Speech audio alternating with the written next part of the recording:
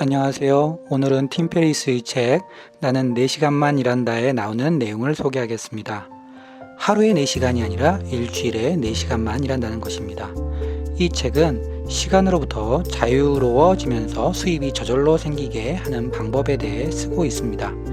즉, 효율적으로 일을 하며 원하는 삶을 사는 방법에 대해 말해주고 있습니다. 그 중에 삶의 중간에 떠나는 미니 은퇴라는 부분을 읽어드리겠습니다.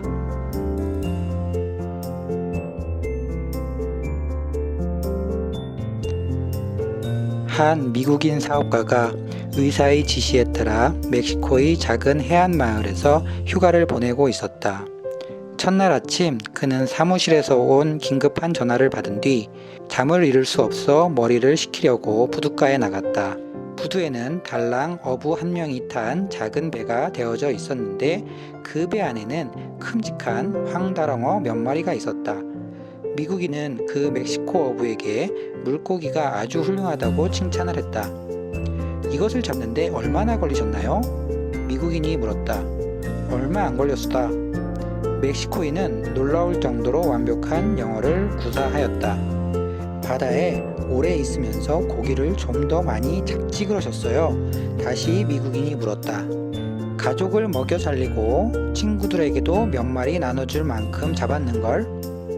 멕시코인은 물고기들을 바구니에 담으면서 말했다. 하지만 남은 시간에는 뭘 하시는데요? 멕시코인은 미국인을 올려다보면서 미소를 지었다. 늦잠 자고 물고기 좀 잡고 아이들과 놀아주고 아내 줄리아와 낮잠을 잔다 후 그리고는 저녁마다 마을을 어슬렁거리다가 포도주도 마시고 친구들과 기타를 치면서 놀지. 살고 싶은 대로 살면서 내 딴에는 바쁜 몸이라고. 미국인은 웃으며 일어났다. 저는 하버드 MBA 출신으로 아저씨를 도와드릴 수 있습니다. 아저씨는 물고기 잡는데 더 많은 시간을 투자하고 그 수익금으로 더 큰 배를 살 수 있습니다. 그러면 머지않아 어획량이 늘어나 배를 몇 척 더 살 수 있을 거고 나중에는 물고기 잡이 선단을 갖게 될 거고요. 그는 계속했다. 잡은 고기를 중간 상인한테 파는 대신 소비자에게 직접 팔다가 나중에는 통조림 공장을 여는 거죠. 결국에는 아저씨가 제품과 가공, 유통까지 손에 넣게 되는 겁니다. 물론 이 작은 어촌 마을을 떠나 멕시코 시티로 옮겨야 할 거고 그 후에는 로스앤젤레스 그리고 뉴욕까지 진출하는 겁니다. 뉴욕에서는 유능한 경영진과 호흡을 맞춰 계속 사업을 확장하며 운영할 수 있을 겁니다.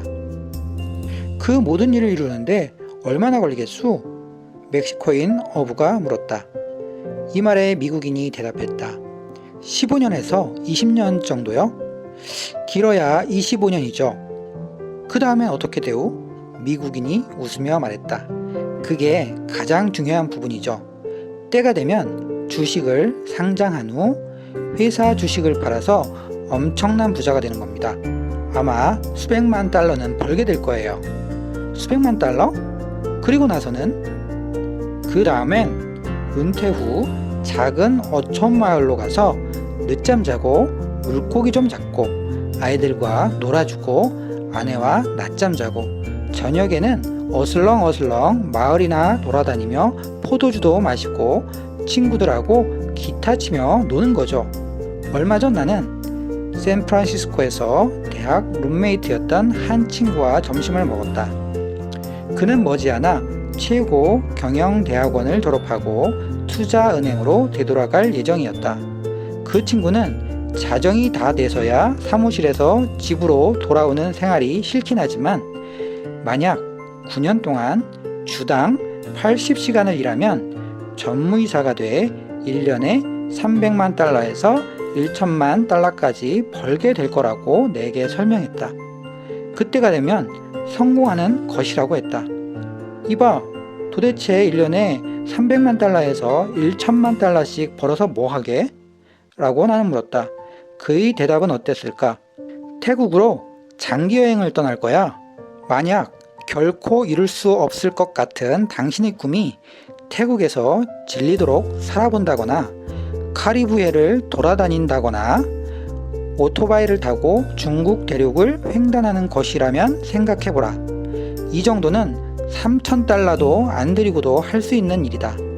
나는 이 세 가지를 다 해보았다. 적은 돈으로 어디까지 할 수 있는지 두 가지에만 살펴보자. 위화 250달러. 5일 동안 스미소니언 열대 연구소가 있는 개인 소유 섬에서 3명의 현지 어부와 함께 지낼 수 있는데, 이 어부들은 먹을 것을 잡아 요리해 주었고 또 파나마 최고의 비밀 다이빙 장소로 나를 데려가 주었다. 미화 150달러. 3일 동안 아르헨티나의 멘도사 와인 컨트리에서 개인 비행기를 전세낸 다음 개인 가이드와 함께 눈 덮인 안데스 산맥 주변에서 가장 아름다운 포도밭 위를 비행하였다.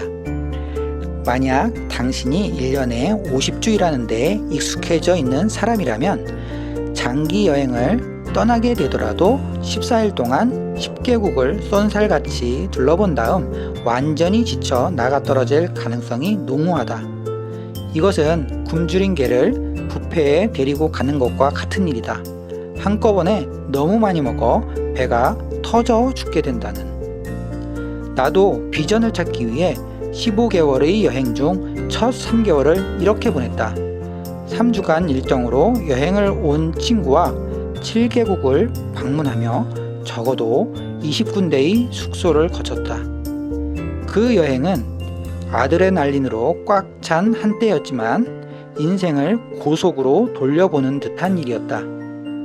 어떤 나라에서 무슨 일이 일어났는지 기억조차 어려웠고, 둘 다 대부분의 시간을 아픈 상태로 보냈으며 단지 미리 사둔 비행기표 일정 때문에 쫓기듯 어떤 곳을 떠나야 해서 화가 나기도 했다.